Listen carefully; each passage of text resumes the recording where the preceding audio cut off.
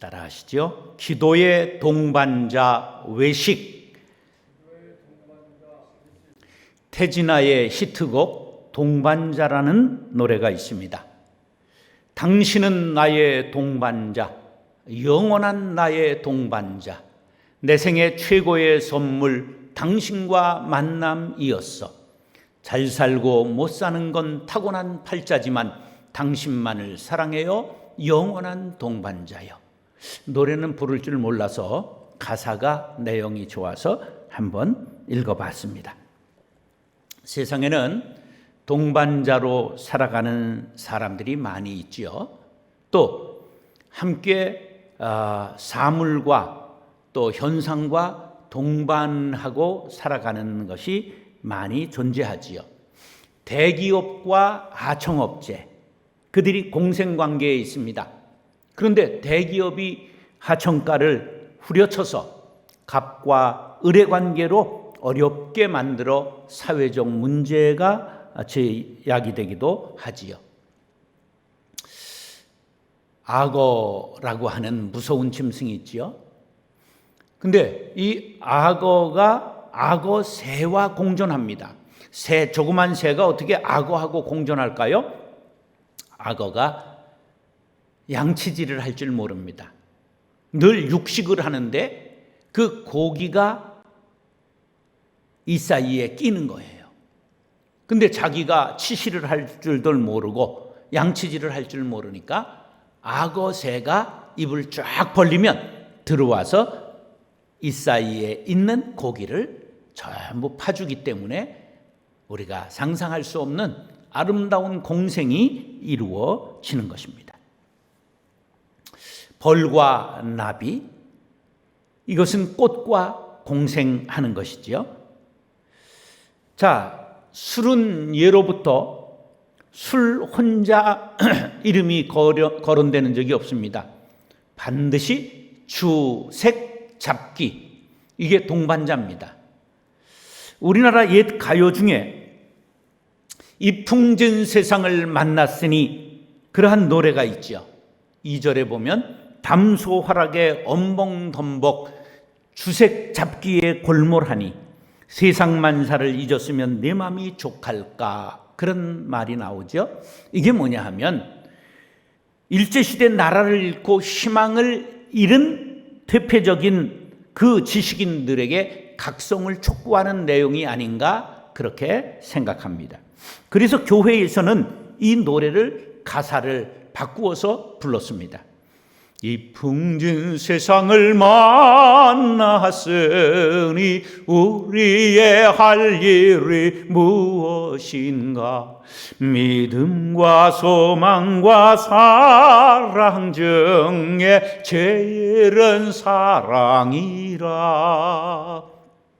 형제여 서로 사랑하자, 우리 서로 사랑하자. 사랑의 주님 계명 지켜 힘써서 사랑하자. 우리 모두 가정에서, 일터에서, 교회에서 서로 사랑하며 살아가는 아름다운 동반자가 될 수 있기를 간절히 바랍니다. 오늘 본문은 사람에게 보이기 위하여 꾸미는 외식에 대한 경계의 말씀 중 구제에 이어서 두 번째, 기도할 때 꾸미지 말아라, 그러한 내용입니다. 기도와 외식이 무슨 상관관계가 있을까요? 의외로 상관관계가 아주 밀접합니다. 자, 특별히 목사들에게 관계가 깊습니다. 자, 목사들은 기도를 많이 해야 된다는 부담감을 안고 삽니다. 그래서 아예 강대상에다 이부자리를 펴고 자는 목사님들도 더러 있습니다. 목사님들, 여기서 이러시면 안 됩니다. 잠은 집에서 주무시기 바랍니다. 오래전 이야기지요. 목사님이 강대상에서 늘 주무세요. 근데 집에 오기만 하면 아내를 그냥 쪼고 잔소리하고, 그래서 아내가 굉장한 상처를 받고 살아갑니다. 근데 어느 날 목사님이 주일 설교를 하는데 누가 뚜벅뚜벅 이불을 이고 가운데로 걸어 들어와서 가만히 보니까 자기 만화님이거든.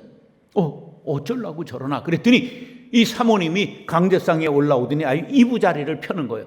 그래서 설교를 하다 말고 여보 왜 이래 그러니까 나는 강대상에서 천사의 소리를 하는 당신이 좋아. 그래가지고 잘못했다고 싹싹 빌었다는 전설 따라 삼천리. 강대상에서 잠을 잔다고 천사가 되고 성자가 되는 것은 아닙니다. 저도 개척하고 기도를 많이 해야 된다는 중압감이 있었어요. 그래서 교인들에게 보이기 위해서 새벽 기도에 제가 제일 끝까지 기도를 하겠다 이렇게 작정을 했습니다. 그런데 어떤 왼수 같은 권사님이 1시간이 돼도 안 일어나는 거예요. 그러니까 강대상에서 무릎을 꿇고 뒤를 돌아봐도 계속 계셔. 그래가지고 그걸 버티느라고 얼마나 힘들었는지 어느 때는 자기가 코 고는 소리에 깜짝 놀라가지고 일어나기도 하고 어느 때는 딱 보니까 손목시계를 보니까 8시가 되었어요. 잠이 든 거죠. 그래서 늦었다. 그리고 벌떡 일어나려고 그러니까 쥐가 나가지고 얼마나 쩔쩔매고 고생을 했는지 몰라요. 목사들에게도 이런 애환이 있는 것을 아시고 권사님들 기도하면 바닥바닥 일어나서 가서 밥하시기를 바랍니다.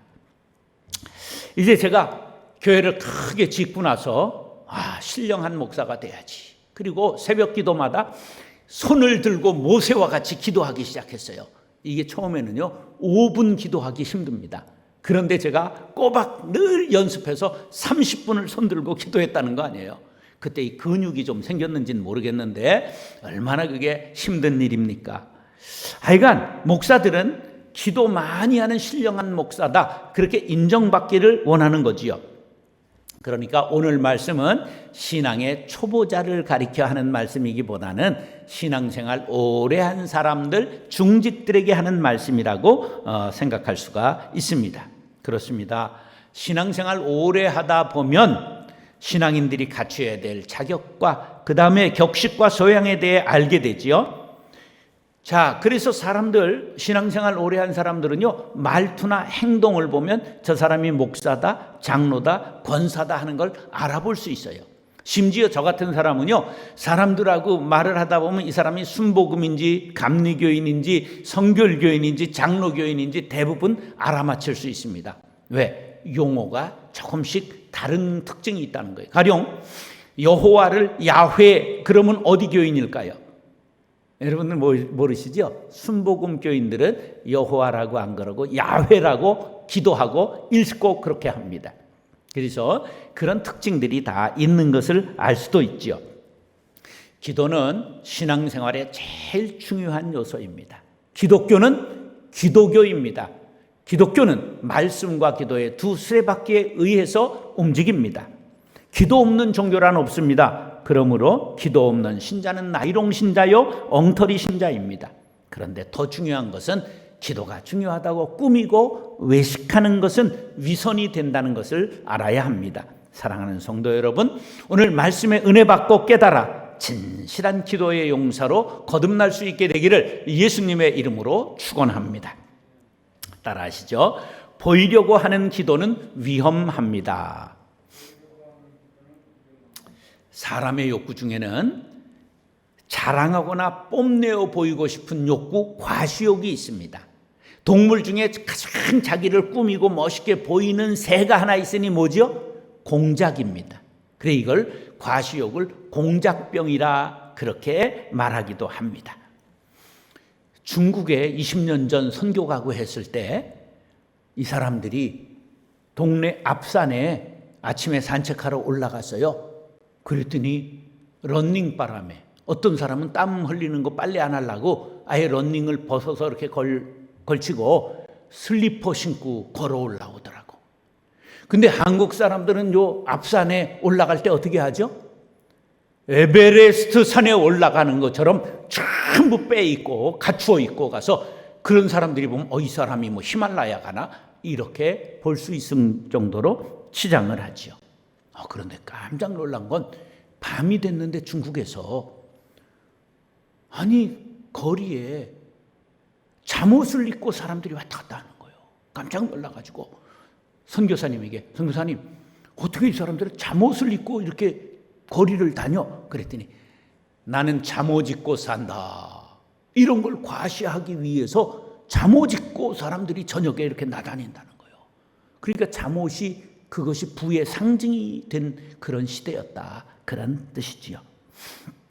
명품, 또 뭐 설교 중에 영어를 많이 하는 거, 이런 걸 씨부린다고 그래요. 이런 거를 한다든지, 뭐 히브리어, 헬라어를 너무 많이 한다든지, 이런 것들, 이것이 과시욕이라 그렇게 볼 수가 있습니다. 남에게 과시하고자 하는 것을 본문에서는 보이려고 주님이 그렇게 말씀하셨죠. 무엇을 이루기 위한 의도적인 행위를 나타내는 말입니다. 그럼 진정성이 사라지게 되는 것이죠. 잘못하면 거짓이 되고 기만이 됩니다. 꾸미고 위장해서 사람은 속일 수 있지만 하나님은 속일 수 없다는 사실이지요. 그러므로 보이려고 기도하면 할수록 하나님과는 멀어지게 마련입니다.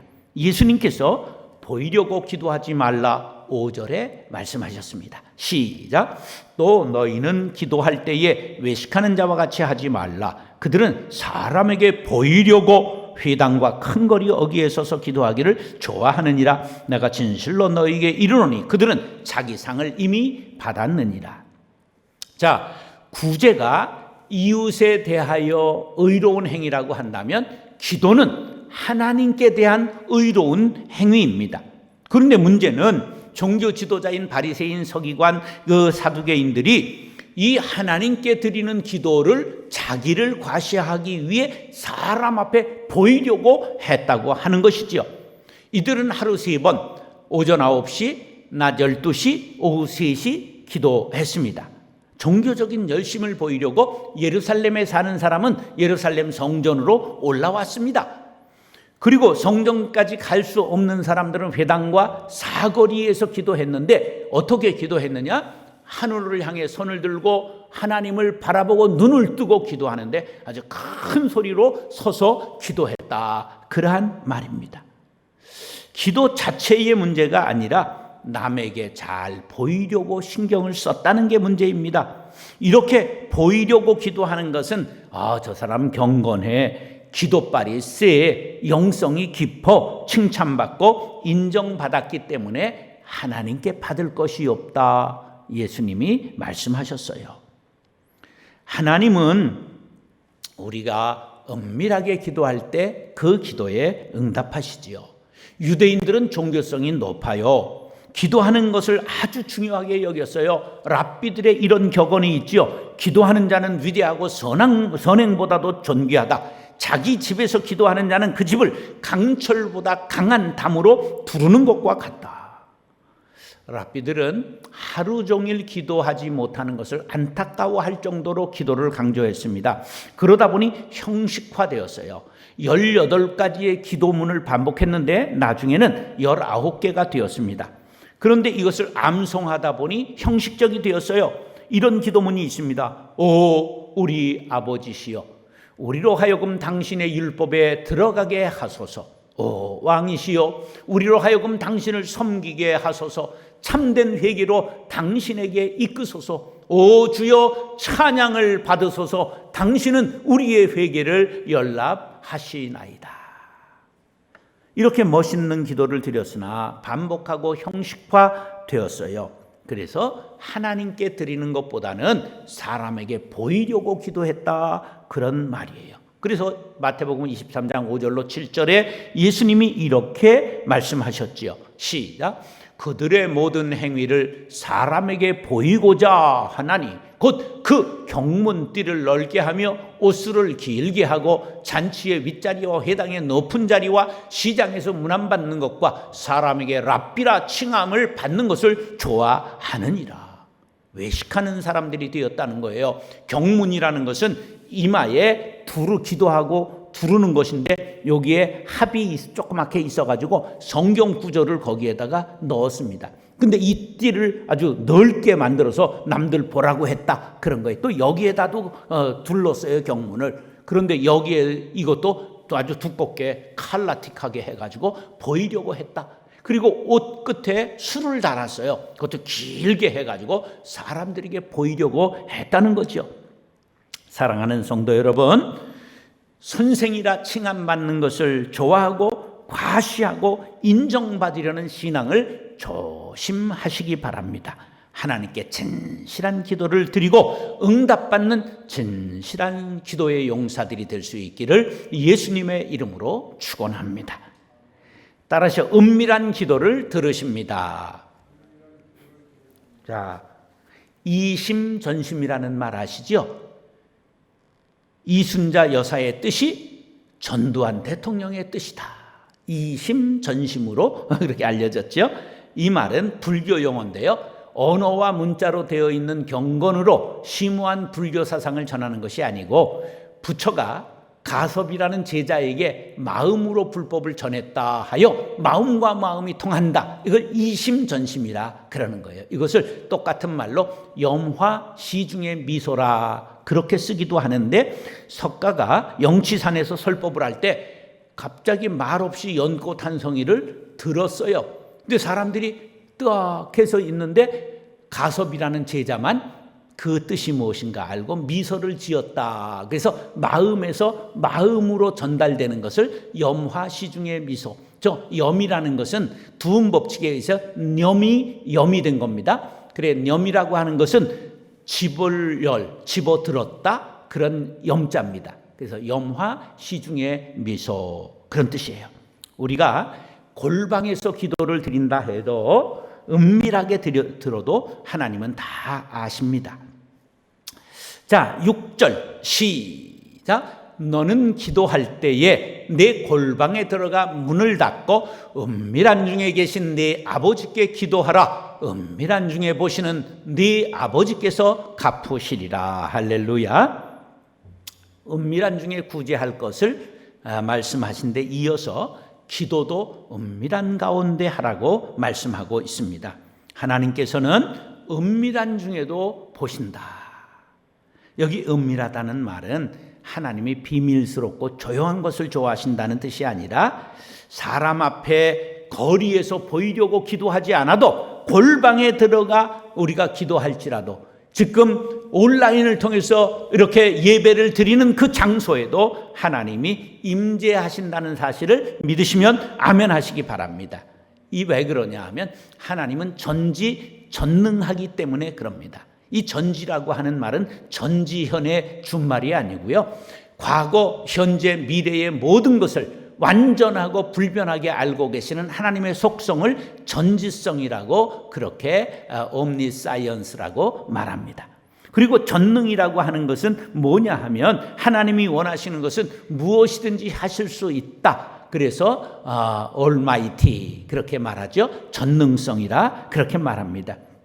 전능하신 하나님께서는 진심으로 기도하는 자의 기도를 말을 하지 않아도 골방에 있어도 전부 들으시고 응답하신다고 하는 것입니다. 인간은 과시욕이 있어요. 그래서 과시하려고 기도하면 안 된다. 하나님과 은밀한 대화를 나누는 기도를 하나님이 기뻐하신다. 그렇게 말씀하신 것이죠. 은밀성은 몰래 하는 것을 강조하는 것이 아니라 외식하지 않는 것, 순수한 동기, 순수한 마음의 기도를 강조한 것입니다. 자, 기도 응답에 4가지가 있습니다. 기도 응답에 4가지, 즉시 응답하는 응답이 있습니다. 히스기야가 이제 사망 선고를 받고 하나님, 내가 어떻게 죽을 수가 있습니까? 살려주옵소서 간절히 기도했더니 즉시 15년 생명을 연장시켜 주셨습니다. 거절하시는 경우가 있습니다. 사도 바울이 육체의 가시를 제거해달라고 간절하게 3번 기도했으나 내 은혜가 네게 족하도다, 그대로 살아라, 거절하셨습니다.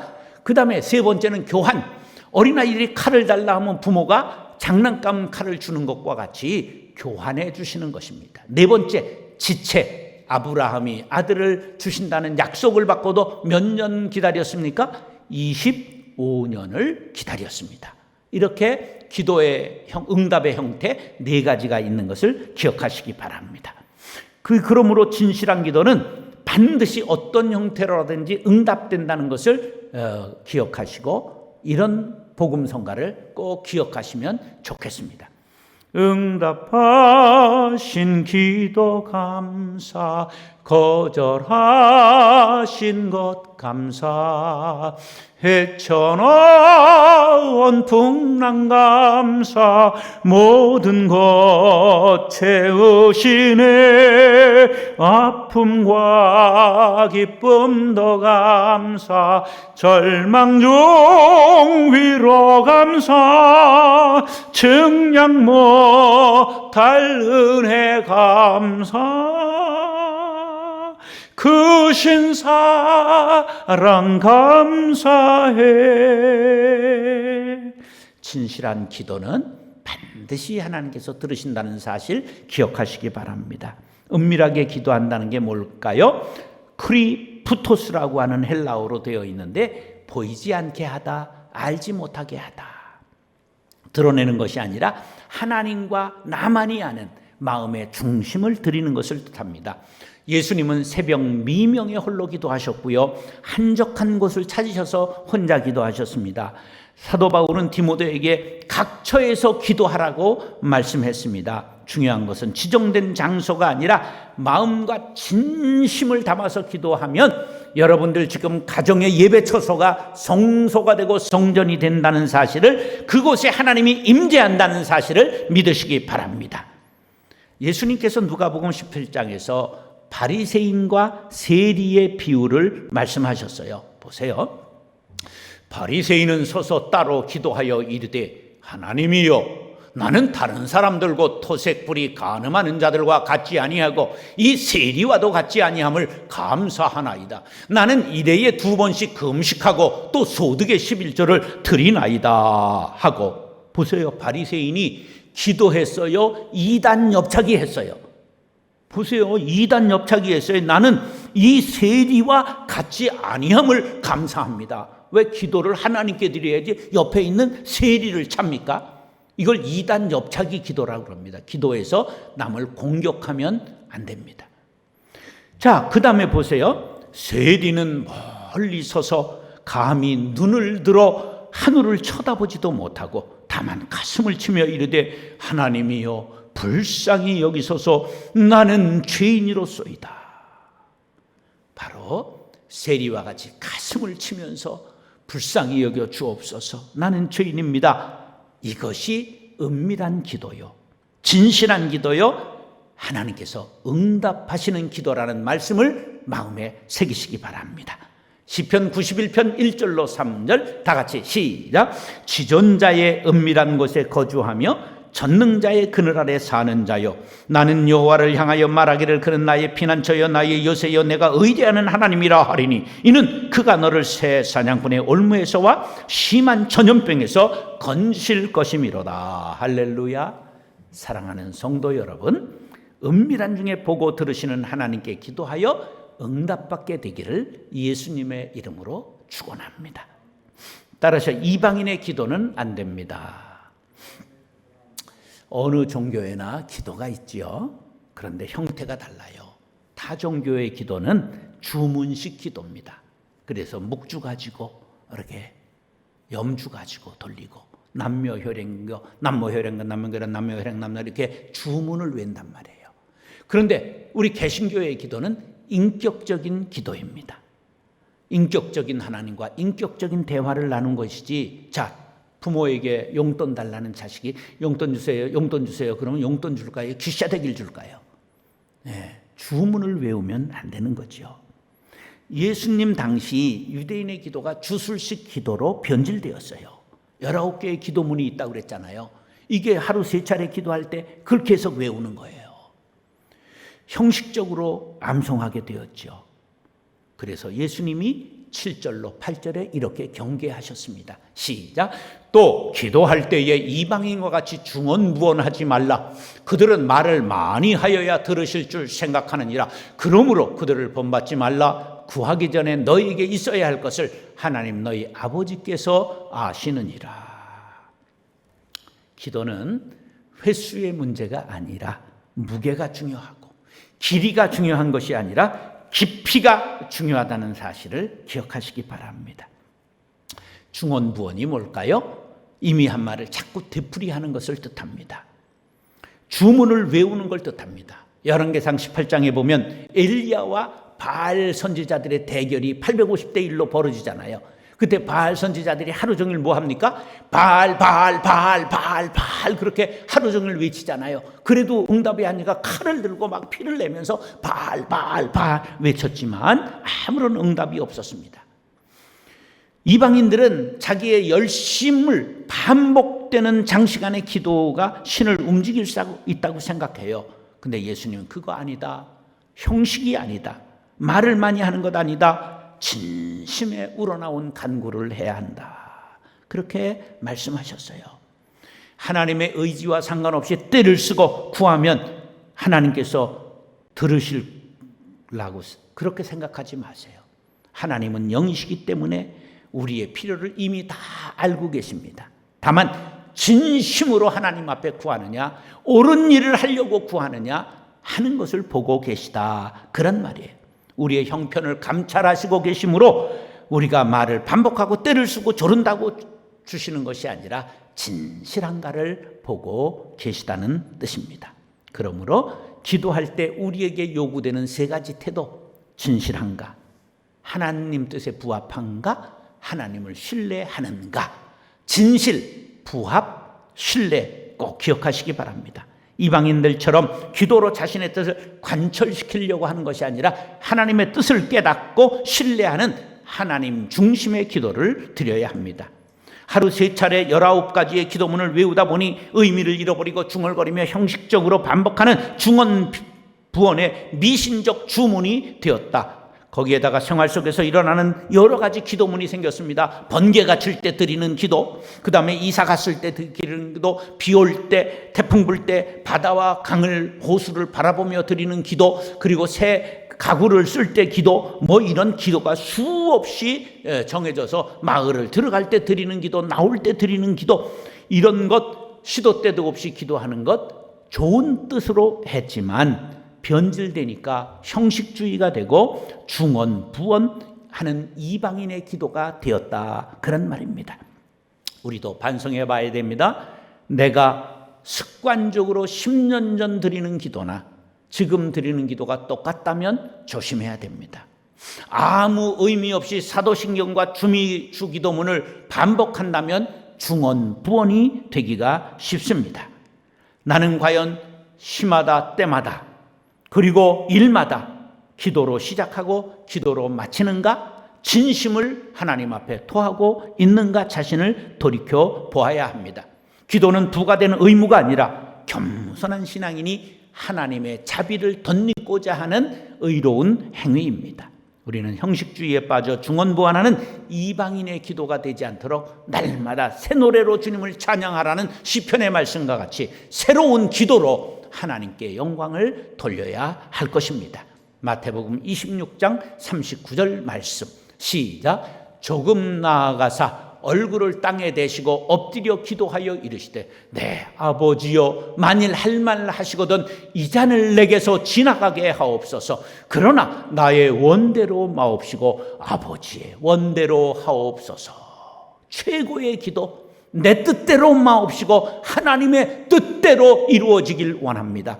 최고의 기도의 수준입니다. 사랑하는 형제 자매 여러분, 잘못된 이방인의 기도, 중언부언하는 기도를 드렸다고 생각한다면 회개하고 반성하고 하나님의 뜻을 구하여 날마다 새로운 기도를 드리는 하나님의 자녀들이 되어 응답받는 기도의 용사들이 될 수 있기를 예수님의 이름으로 축원합니다.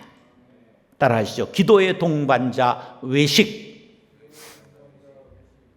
보이려고 하는 기도는 위험합니다. 은밀한 기도를 들으십니다. 이방인의 기도는 안 됩니다. 기도하겠습니다. 사랑과 은혜가 풍성하신 아버지 하나님, 기도는 중요하지요. 그러나 보이려고 하는 기도는 위험합니다. 기도에 반드시 따라붙는 동반자 외식을 조심하게 도와주셔서 은밀하게 하나님과 대화하는 저희들 되게 하여 주옵시며 중언부언하지 않게 도와주시고 진심을 주님 앞에 드림으로 날마다 응답받는 기도의 용사들 되게 하여 주옵소서. 예수님의 이름으로 기도드리옵나이다. 아멘.